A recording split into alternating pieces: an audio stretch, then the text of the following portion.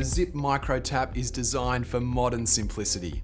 It has an all-new twist design function and an integrated safety lock for boiling water.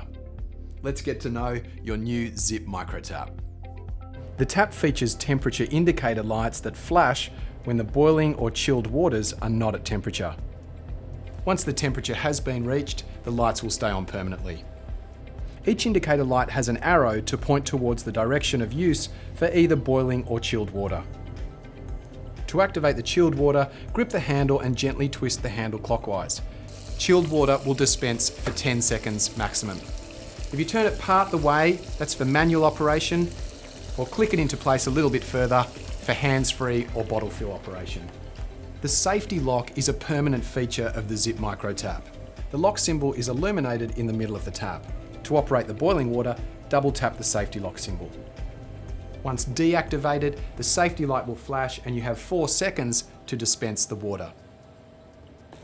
There's also 2 modes of operation for boiling water, manual fill, and a bit further is for hands-free or bottle fill operation.